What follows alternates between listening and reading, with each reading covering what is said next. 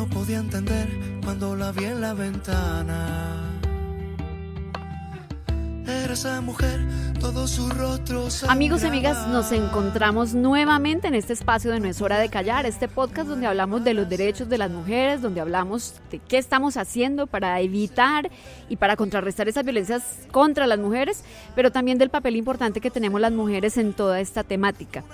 Hace 8 días no tuvimos nuestro podcast porque estábamos post elecciones, primera vuelta, entonces habían muchos temas relevantes y por eso cedimos el espacio, pero regresamos con algo muy importante y fue algo que nos ocurrió en la última semana, y es que No es hora de callar tuvo la oportunidad de ir a la 7ª conferencia de derechos y democracia en Yerevan, Armenia, un país que queda en el Cáucaso entre Irán, Turquía y Azerbaiyán.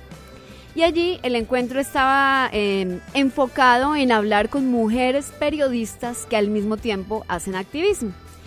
Y desde la redacción del Tiempo, creo que muchas mujeres periodistas hemos explorado un poco ese camino de qué significa levantar la voz, y que ser periodista no le impide a uno levantar la voz. Sin embargo, aquí lo satanizan a uno un poco, digo no aquí en el Tiempo, sino en el país, en Colombia, por intentar hacer activismo. Por eso mi invitada hoy es una colega mía, una persona que está aquí dentro de la redacción, pero que además es una de las voluntarias de No es hora de callar y que ha trabajado y trabaja con la campaña en diferentes acciones que hacemos a lo largo y ancho del país. Laura Robles, nuestra editora de redes sociales. Laura, bienvenida. ¿Y es compatible el periodismo con el activismo? Hola Ginette, gracias por la invitación y gracias por permitirme durante estos meses trabajar junto a ti en proyectos interesantes que buscan la eliminación de la violencia de género. Yo considero que el periodismo es activista por naturaleza. No son tiempos de ser neutral. Creo que cuando tú como periodista no señalas lo que evidentemente está mal, pues eso no es correcto, eso no es neutralidad. Es tiempo de tomar la voz y de demostrar que sí hay situaciones de injusticia, que sí hay situaciones que tienen que ser cambiadas y que los periodistas podemos ser esas personas, agentes de cambio, para que estas revoluciones se estén dando. Así que sí considero que un periodista está en todo su derecho y sobre todo en todo su deber de ser activista. A mí me llamó mucho la atención lo que vi allí en Yerevan, porque invitaron a mujeres de todos los continentes que, como digo, hacen activismo y periodismo al mismo tiempo, y de América solamente estábamos 3 mujeres, 2 estadounidenses y yo, y las otras mujeres eran de países que supuestamente reprimen mucho en estos temas, países de Oriente, de Medio Oriente, de Asia, de toda la península india, y ellas decían es que es una obligación, no solamente es un derecho, sino es una obligación. Uno como le hace entender a la gente en Colombia que en este tema, por ejemplo, de violencia de género, es una obligación que independientemente de que se sea periodista o no, hay que levantar la voz en contra de la violencia de género. Yo creo que lo primero es hacerle entender a la audiencia que no es lo mismo ser tú un activista en estas causas sociales que salir a utilizar el micrófono a favor de X o Y político.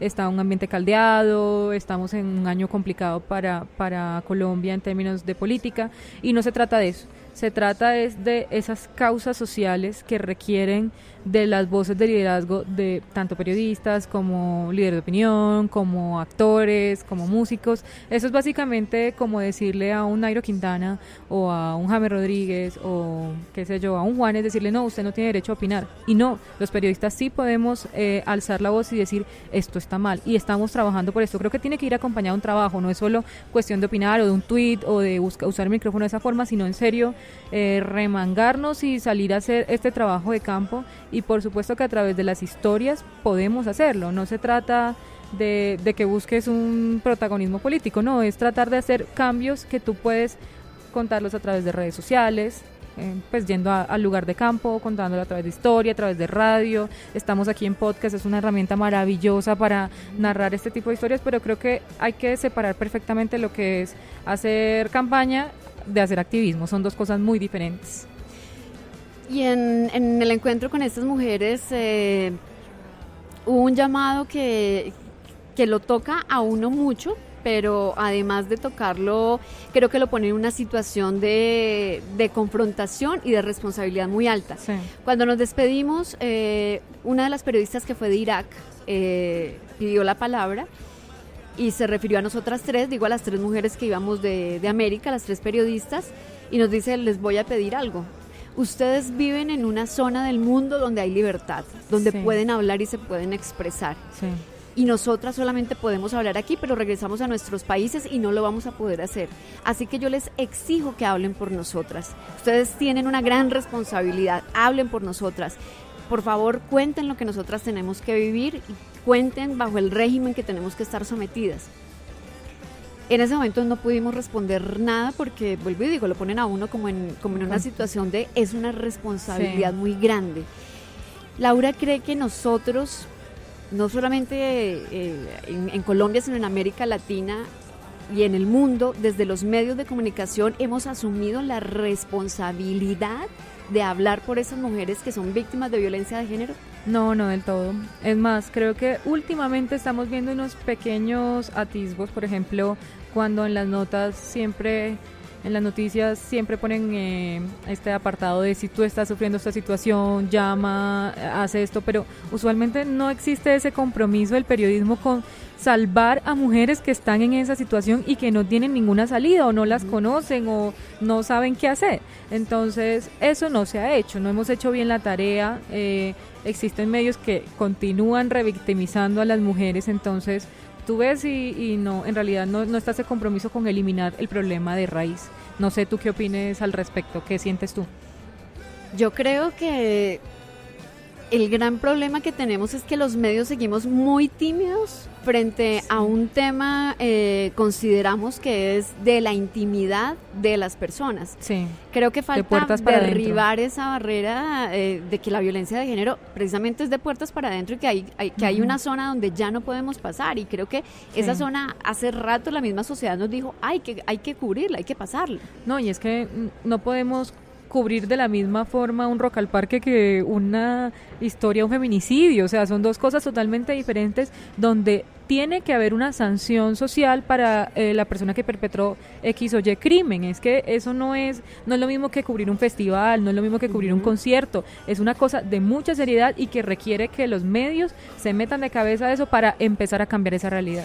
Algo que hablábamos, Laura, en algún momento o en muchos momentos es que precisamente desde lo que ustedes manejan de redes sociales, se ve mucho como esa represión o como esa crítica de que quien se atreve a hablar de violencia de género, en el caso de las mujeres, entonces son o feminazis o extremistas, o cada vez se ve con mayor fuerza, ¿verdad? Sí, parece que nosotros estamos haciendo un montón, las mujeres estamos tratando de cambiar un montón de cosas, pero el machismo va a la misma velocidad o incluso más rápido que nosotros. Entonces están las continuas burlas, descalificaciones, chistes, o por ejemplo aquí en El Tiempo estamos haciendo algunas iniciativas de mujeres y siempre son los comentarios de mereces que te hagan esto, mereces que te hagan lo otro, vete a la cocina. Entonces, siempre que nosotros hacemos un esfuerzo, hay un contrapeso. Hay un contrapeso, y en eso valoro muchísimo a los medios alternativos, porque si tú ves a los medios alternativos que están haciendo este tipo de trabajo, siempre están con mayoría de mujeres. Están cambiando desde la misma sala de redacción. Por ejemplo, en la redacción del Tiempo estamos muchas mujeres, pero hay mayoría de hombres en cargos altos. Sí. En los medios alternativos vemos más mujeres que están tomando las decisiones de cómo se cubren los temas. Nosotros, por ejemplo, en redes sociales del Tiempo, ¿qué te digo yo? Pese a que la audiencia es en su mayoría mujeres, los temas de política los leen más los hombres. Entonces, ¿qué estamos haciendo? Hay enfoque de género en los temas de política, hay enfoque de género en los temas de justicia. Parece que no estuviéramos escribiendo las historias pensando en que eso también lo leen las mujeres, y en su mayoría son mujeres los que nos leen. Entonces, ¿por qué no estamos construyendo historias que tengan ese enfoque de género? Lo hacen mejor los medios alternativos, aquí hay unos esfuerzos, en otros medios también estamos tratando de que lo hagan, pero todavía no se siente que están pensando en las mujeres a la hora de construir y escribir esas historias. Y hay que decir algo y anotarlo claramente, y pues lo he dicho acá y lo digo públicamente, esta es una redacción todavía altamente machista en muchas cosas.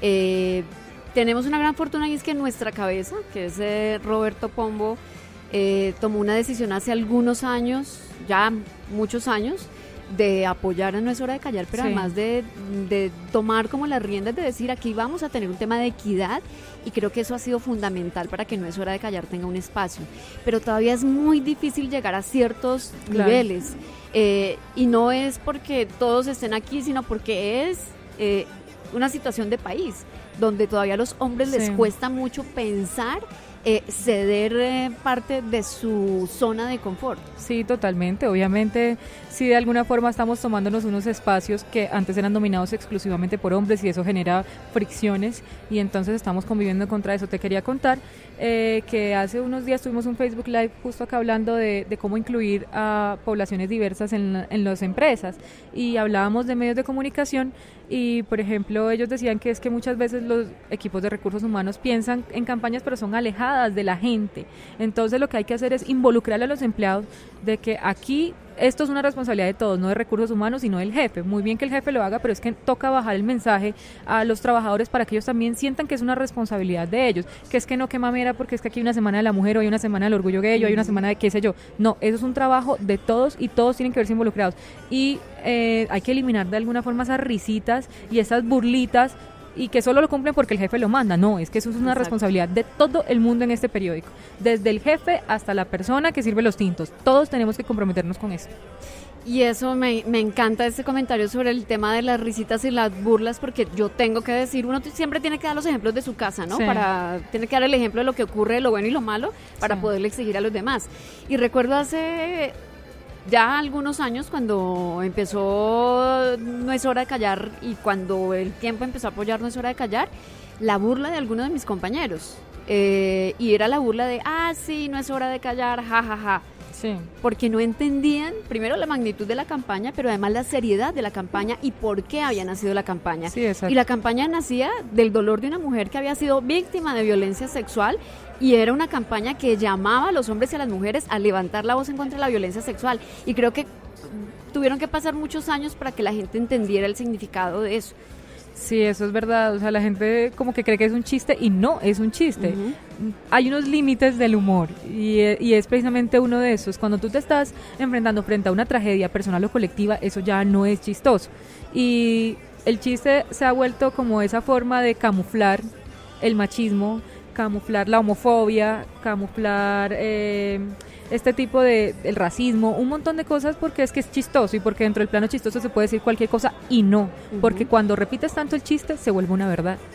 Así es, y bueno, por eso hoy queríamos hablarles un poco de eso también desde nuestra visión de periodistas, la visión de Laura, mi visión como periodista, pero también desde el activismo que hacemos a la hora de levantar la voz en contra de violencias contra las mujeres y niñas y contra las comunidades, digamos, que nunca han podido tener esa visibilidad y ese papel que deben tener dentro de la sociedad. Entonces, bueno, en una semana nos veremos con un nuevo tema, con una nueva y un nuevo invitado. Y gracias de verdad por seguir diciendo no es hora de callar. Gracias, Laura. Gracias a ti por la invitación a sumarme siempre. No es hora de callar.